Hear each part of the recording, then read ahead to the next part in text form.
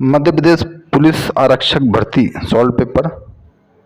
Madhya Pradesh police आरक्षक भर्ती परीक्षा से जुड़े प्रश्न और उसके उत्तर,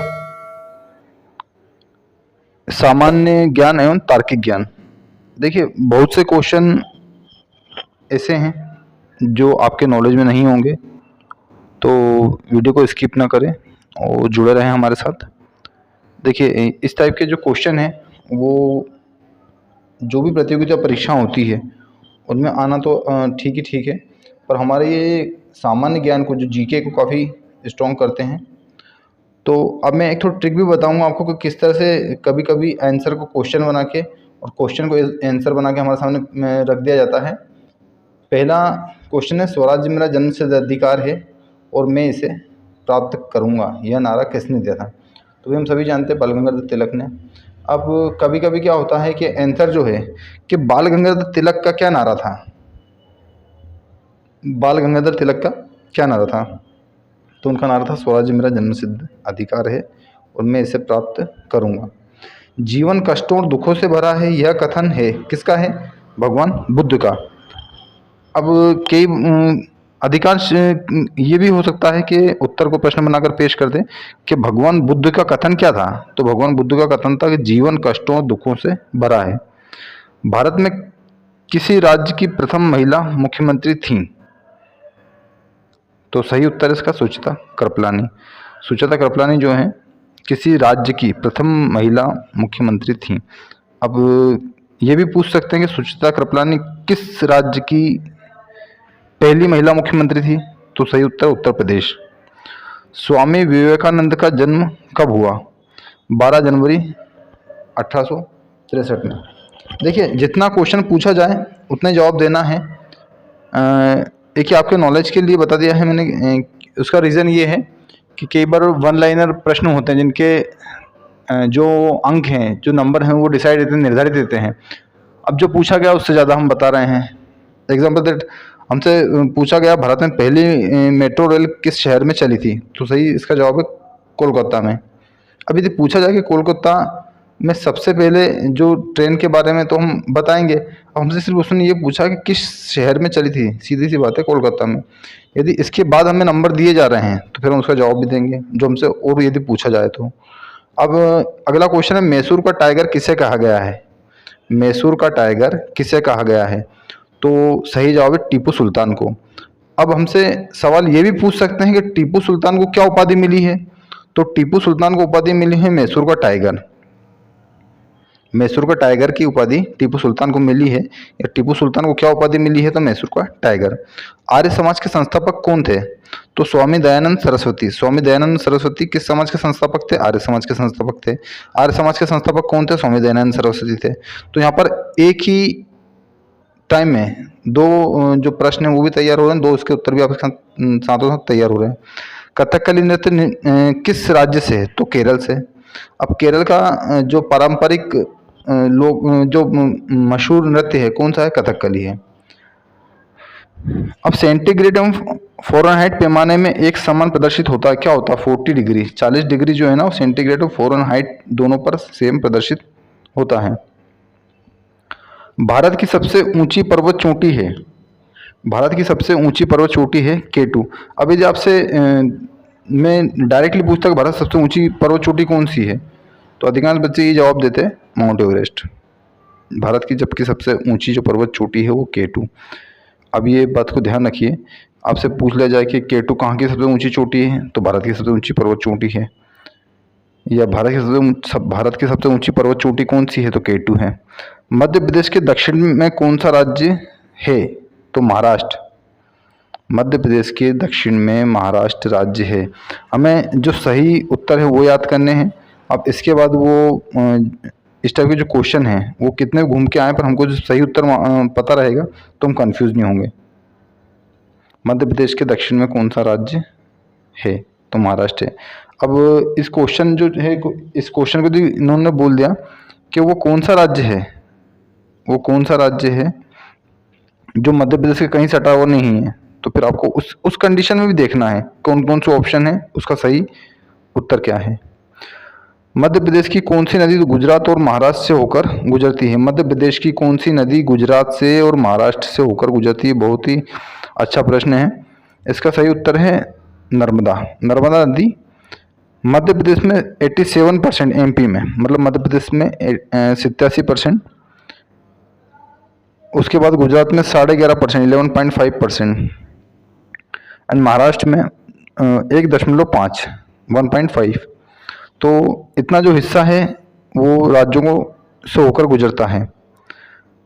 या आपसे पूछा जाए कि देखिए क्वेश्चन ये हो सकता है कि मध्य प्रदेश की कौन सी नदी गुजरात और महाराष्ट्र से होकर गुजरती है, या एक क्वेश्चन ये भी हो सकता है कि नर्मदा नदी मध्य प्रदेश के साथ और कौन से राज्यों से होकर गुजरती है। तो सही जवाब है गुजरात से और महाराष्ट्र से। या पूछा जाए कि नर्मदा नदी का कितना परसेंट गुजरात से और कितना परसेंट महाराष्ट्र से निकलता है, तो ये भी आपको तीनों क्वेश्चन क्लियर हो गए यहाँ पर।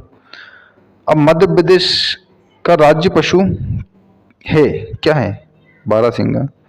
देखिए राष्ट्रीय पशु सभी को पता है। अब ये यहाँ पर भी एक महत्वपूर्ण क्वेश्चन जो है कंप्लीट होता है कि मध्य प्रदेश का राज्य पशु है क्या है? बारहसिंगा। या पूछा जाए आपसे कि बारहसिंगा कहाँ का राज्य पशु है, तो बारहसिंगा मध्य प्रदेश का राज्य पशु है। पश्चिम मध्य रेलवे का जोनल मुख्यालय स्थित है। पश्चिम मध्य रेलवे का जोनल मुख्यालय स्थित है, ये भी काफ़ी लोगों को पता नहीं है। तो जबलपुर में पश्चिम मध्य रेलवे का जोनल मुख्यालय जबलपुर में है। मध्य प्रदेश में फॉसिल नेशनल पार्क निम्नलिखित में से किस जिले में स्थित है? फॉसिल नेशनल पार्क जो है डिंडोरी में है।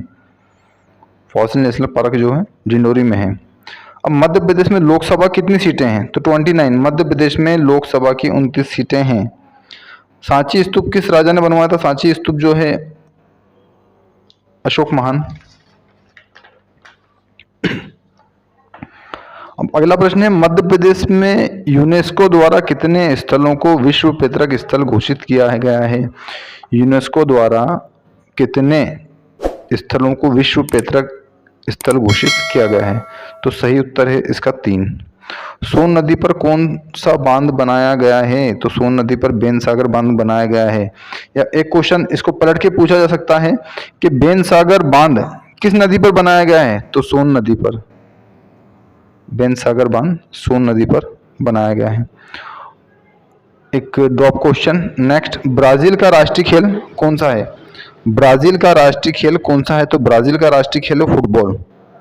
अब पूछा जाए आपसे कि फुटबॉल कहाँ का राष्ट्रीय खेल है? तो फुटबॉल ब्राजील का राष्ट्रीय खेल है। आगा खां कप किस खेल से संबंधित है? आगा खां कप किस खेल से संबंधित है? अब क्वेश्चन ये भी जो है काफ़ी समझिएगा इसको। इस टाइप के क्वेश्चन काफ़ी इंटरेस्टिंग होते हैं और कई बार रिपीट भी हो जाते हैं कि आगा खां कप किस खेल से संबंधित है? तो हॉकी से। आगा खां कप हॉकी से संबंधित है। अगला है, कौन सा देश गुटनिरपेक्ष आंदोलन का सदस्य नहीं है? कौन सा देश गुटनिरपेक्ष आंदोलन का सदस्य नहीं है? तो जापान। इसका सही जवाब है जापान। कौन सा देश गुटनिरपेक्ष आंदोलन का सदस्य नहीं है? तो जापान। ठीक है। राष्ट्रमंडल संगठन की स्थापना किस वर्ष की गई? राष्ट्रमंडल संगठन की स्थापना किस वर्ष की गई? तो 28 अप्रैल 1949, 28 अप्रैल 1949। राष्ट्रसंघ का मुख्यालय कहाँ है? तो राष्ट्रसंघ का मुख्यालय है जेनेवा में। राष्ट्रसंघ का मुख्यालय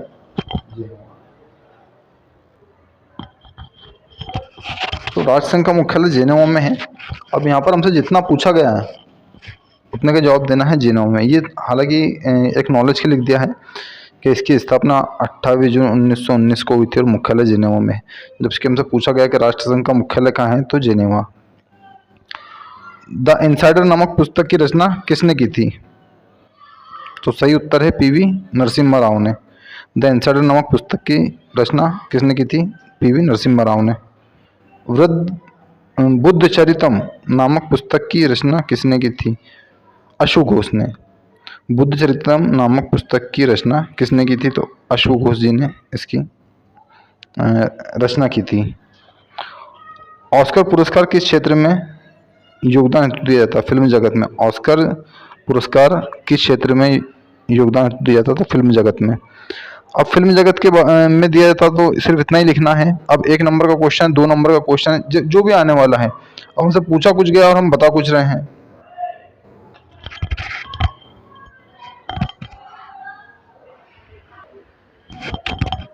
भारत के किस प्रांत में सामान्यतः दलाई लामा निवास करते हैं?